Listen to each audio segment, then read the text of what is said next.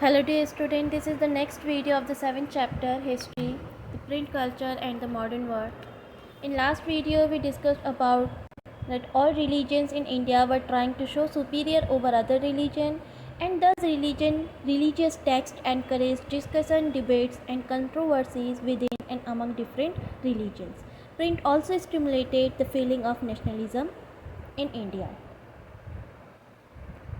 So this video will start with the topic of new forms of publication in India. India में अब new तरीके के new topics पर books print होनी शुरू हो गई थी, सच एज सोशल इवल्स, जैसे कि सोशल इवल्स पर, सामाजिक बुराइयों पर लोग बात करनी शुरू कर दी थी. New kinds of writings were introduced as more and more people got interested in reading.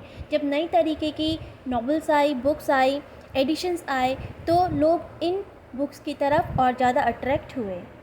New Europe the novel a literary form was developed to cater the needs of people who acquired Indian forms and style. जो Europe में हमने देखा था कि एक नया तरीका develop हुआ था नॉवेल्स का और सीरियलाइज्ड नॉवेल्स का. एक जैसे कि एक नॉवल हुई, उसके बाद उसका सेकंड पार्ट भी छपता था, थर्ड पार्ट भी छपता था, पब्लिश होता था. तो इसी तरीके से इंडिया में भी न्यू स्टाइल्स को अक्वायर्ड किया गया, उसे भी अडॉप्ट किया गया.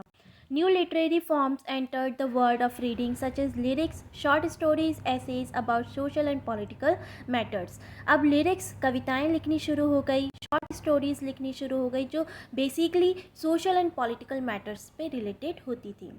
New visual culture took shape by the end of 19th century. Cheap calendars were available in bazaars which can be bought even by the poor to decorate the walls of their homes or places of work.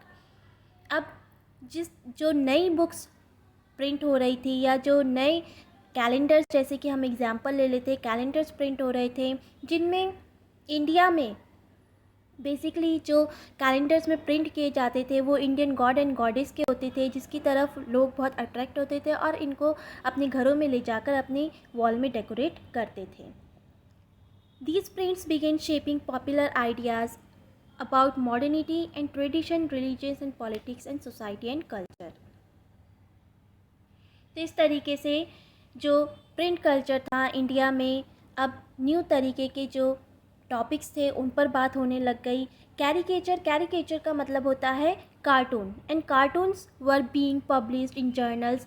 Caricatures, cartoons को भी journals में, magazines में, newspaper में publish किया जाता था, which mock the European style government. जो Britishers जो थे उनको मोक्ड करते थे, उनकी मजाक उड़ाते थे, and also those who follow the culture of Britishers. और उन लोगों की भी मजाक उड़ाया करते थे, उन इंडियंस की जो ब्रिटिश कल्चर को फॉलो किया करते थे. Commenting on social and political issues by 1870s. तो इस तरीके से जो कार्टून हैं और जो कैरिकेचर्स हैं वो 1870s में पॉलिटिकल इश्यूज़ और सोशल इविल्स को शो करते थे और एक तरीके से लोगों को अवेयर करते थे, मोक्ड करके, मजाक बना के. Women and print. इंडिया में विमेन किस तरीके से उभरी, किस तरीके से उन्होंने पढ़ाई करी, स्टडी गेट करी और ख़ुद की ऑटोबायोग्राफीज़ भी डेवलप करी. Women's reading increased enormously in middle class Holmes.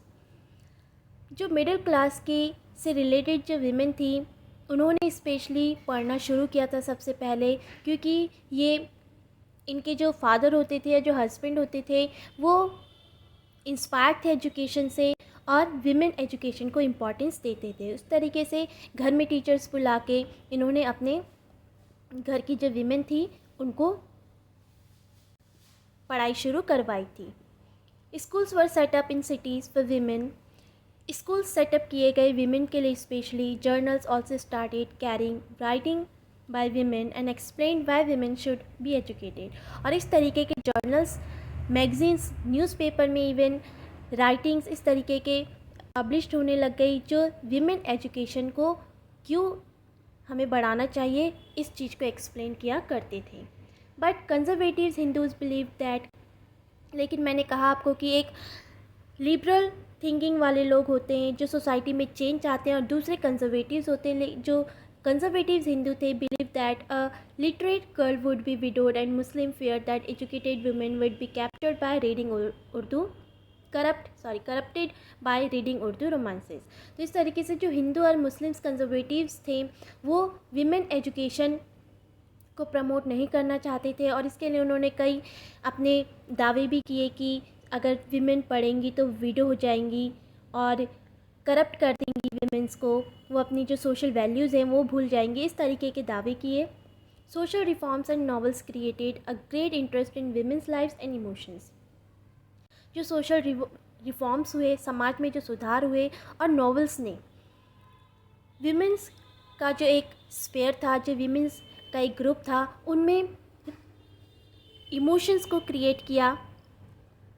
In novels में जो वीमेन के इमोशंस होते थे उनके बारे में बात की जाती थी, उनकी लाइफ्स के बारे में बात की जाती थी। तो इस तरीके से ये जो नॉवेल्स होती थी, सोशल रिफॉर्म्स होते थे, इसकी तरफ वुमेन्स अट्रैक्ट हुई और कई एजुकेटेड मैन भी अट्रैक्ट हुए।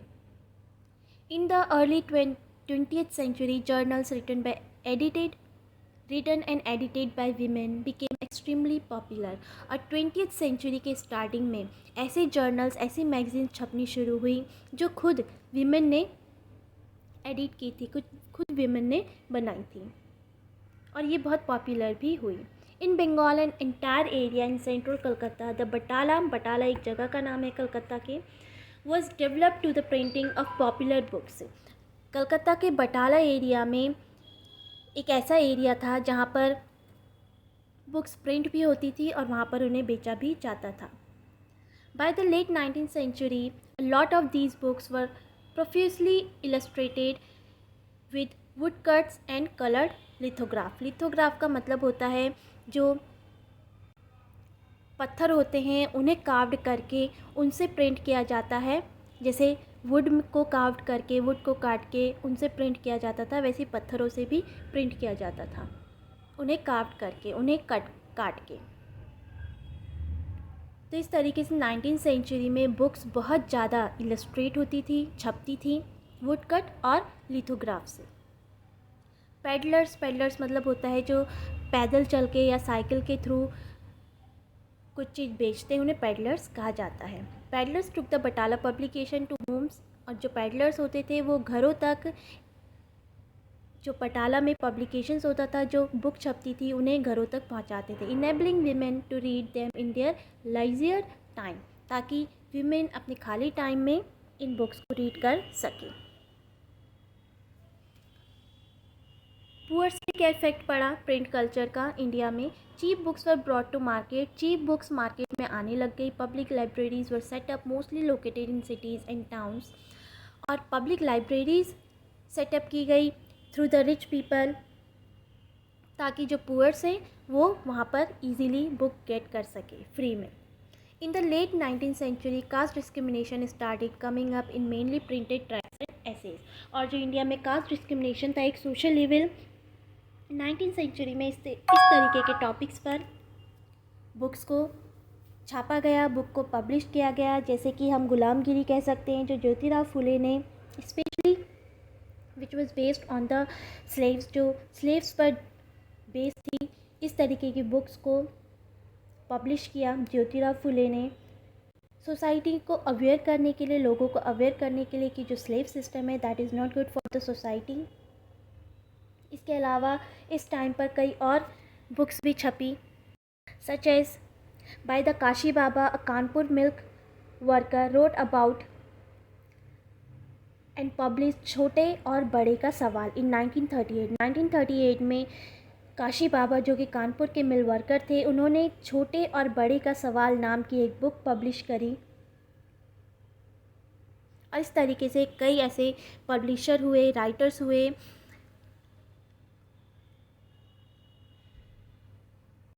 who put on the question on the social order, जिन्होंने जो सोशल नियम थे, जो सामाजिक नियम थे, ऑर्थोडॉक्सी थे, उन पर सवाल उठाए।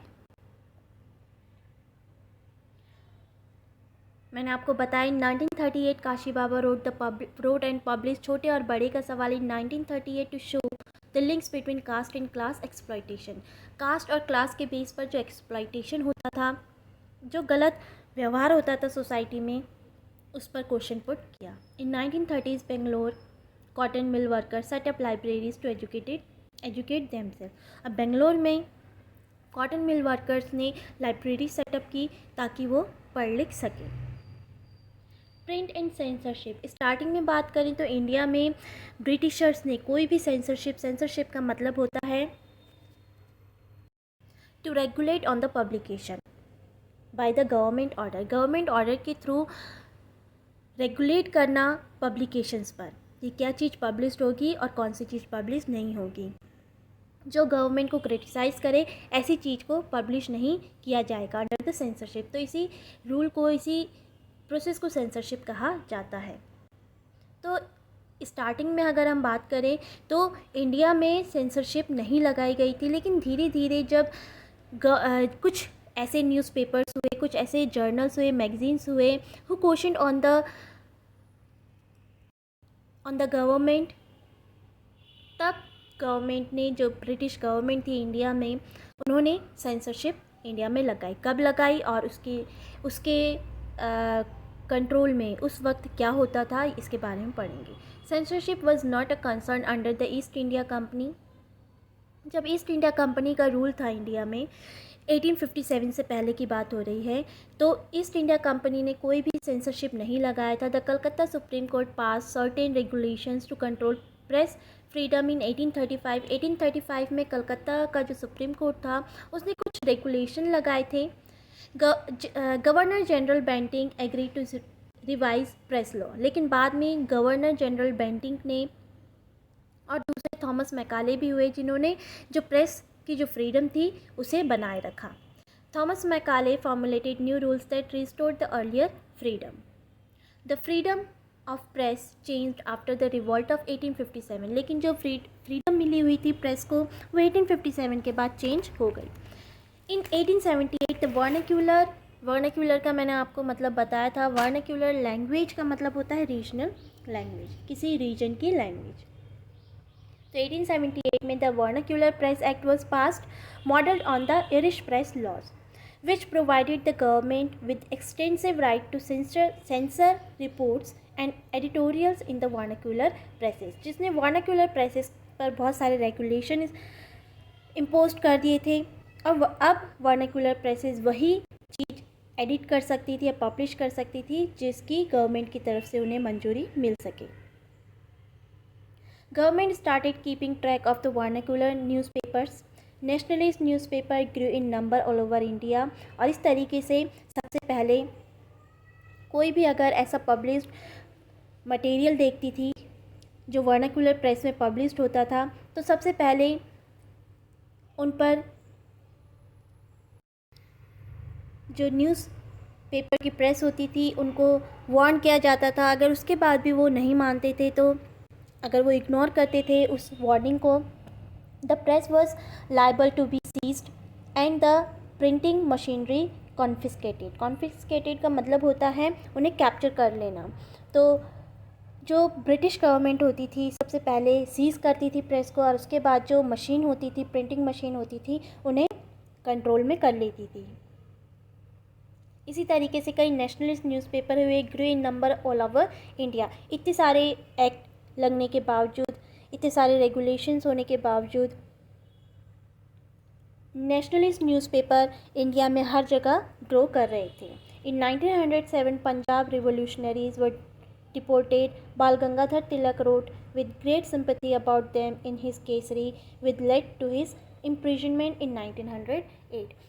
कई रिवोल्यूशंस हो रहे थे और इन और इसी वजह से 1907 में ब्रिटिशर्स ने जो पंजाब रिवोल्यूशनरीज थे, पंजाब के जो आंदोलनकारी थे, उन्हें वहाँ से निकाल दिया। और इसी बात को बाल गंगाधर तिलक ने पूरे इंडिया में फैलाने के लिए, पूरे इंडिया को ये न्यूज़ देने के लिए उन्होंने अपनी बुक केसरी में इसके बारे में पब्लिश किया, इसके बारे में छापा, और इसी वजह से 1907 में इन्हें जेल में डाल दिया गया।